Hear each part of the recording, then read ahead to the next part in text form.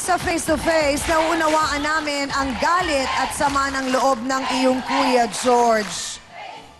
Bakit mo nagawa sa kanya yun?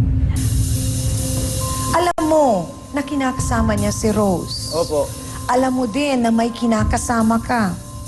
Opo. Gaano na kayo katagal nung kinakasama mo? Isang taon na, 4 na buwan na po. Anong pangalan niya?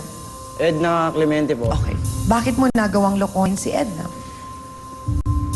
Hindi, mas nauna po talaga kami ni Roseanne eh. Pagkakulong niya pa lang po, naging kami na rin po ni Roseanne eh. Tapos bali, nag-shota, ilihim lang po yung... Okay, George, ang tinatanong ko sa'yo,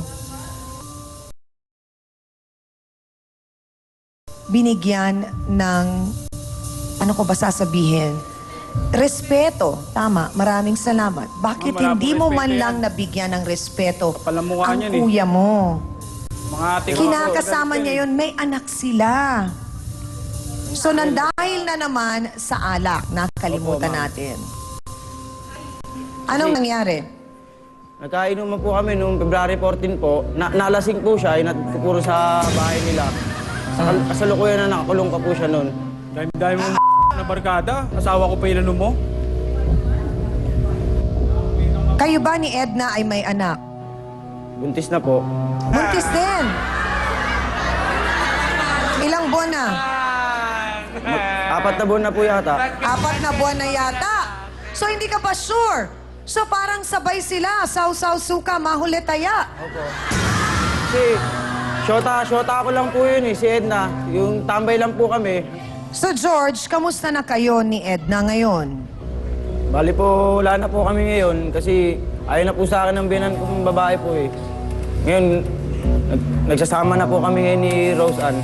Ah, kayo na ni Rose ang nagsasama. So, sabi mo, hindi nagustuhan ng nanay ni Edna yung ginawa mo. Opo, ma'am. Oh. Kung kunwari, ikaw ang ama, anak mo yung nasa ganong sitwasyon, nabuntis ng isang lalaking may binuntis ding iba, anong sasabihin mo sa anak mo? Yan, naintindihan ko naman po yung...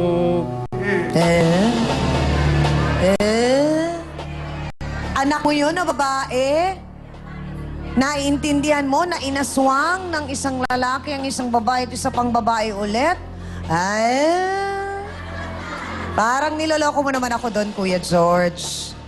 Hindi ka man lang magagalit? Di ka man lang magagalit doon sa lalaking nanloko sa anak mo? Magalit po. Oh. So naunawaan mo kung anong pakiramdam ng nanay ni Edna. Opo.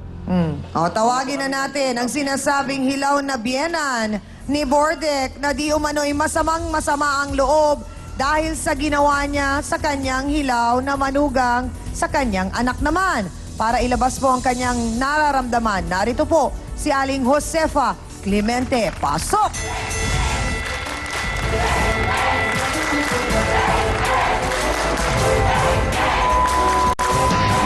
Aling Josefa, sandali lang. Sandali lang po. Aling Josefa. Nasaan po si Edna ngayon? Kamusta po ang anak ninyo? Andon, abnormal din yun. Dandan, papatulan na ito, pampakulaw na to. Ano ka agas-agas? Kala mo kung sino pogi. Sisirain ko yung mukha mo. Ilang mga kapatid, ang iba pang detalye tungkol sa mga sama ng loob ni Nanay Josefa. Sabay-sabay po nating aalamin, pakatutukan nyo. Dito lamang po sa Face to Face. May plano ka ba sa kanya? Meron po. Oo. Kanina sabi mo wala. Tapos siyang, bakit yung dating kinakasama ni Kuya Junicio 5 months pregnant na ito 4 pa lang? Ako na pa pala yun. May relasyon na pala kayo nun?